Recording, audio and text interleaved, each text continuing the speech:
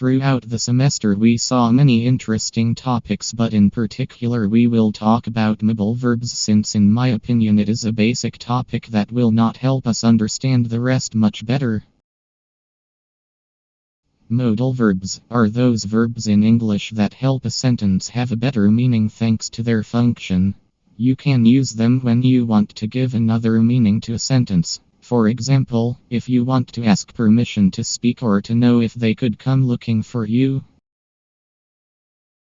List of the most common modal verbs. Can its meaning will depend on what you want to say. You can use it to express some possibility or request, or to say that you are qualified or qualified for something. Could this modal verb is the past form of can. Its meaning is the same, but the verb tense expresses something that has already happened, or is also used to provide alternatives. May it is a variation of the verb can, but it is a more formal modal verb. If you want to ask permission, this is a good way. With it you can count or establish a possibility. Could for suggestions or possibilities, this verb expresses it clearly. Its use depends on the context, being much more flexible than may. Will be. This is a verb that talks about the future. Prediction, question or concern, establishes that it is possible or already feasible that something will happen later. Would do talk about the habits you had before. It can also be used in the future tense if your intention is to show that you are willing to do something or set conditions. Should express strong need or suggestion. In addition, it implies that you can make assumptions about something.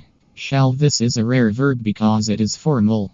Its meaning is like that of the verb will. It expresses something in relation to what can happen. Should. It is used more when giving advice, making or asking for suggestions, opinions and actions, or to generate a certain level of expectation for something in the future. It should. It is not very often that you come across this verb. However, its meaning is similar to that of should. Example of how to use multiple modal verbs in conversation. Mario. You should practice more today, Antonio. Mario.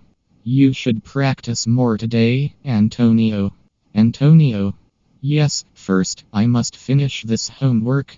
But don't worry. I can speak Italian. Antonio. Yes, first I need to finish this task.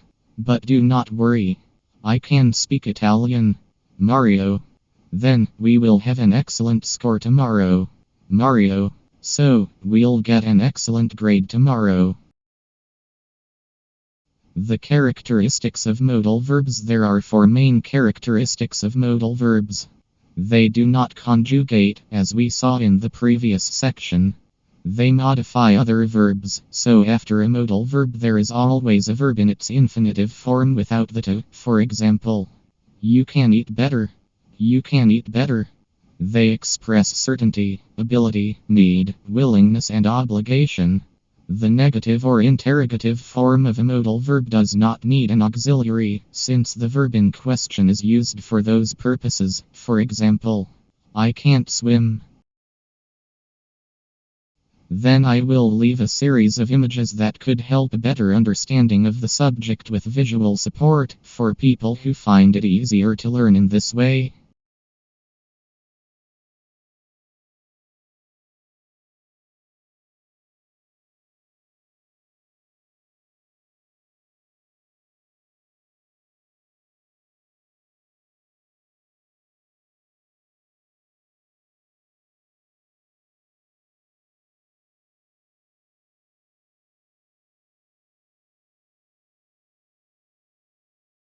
Next I will show the activity to be carried out in this topic.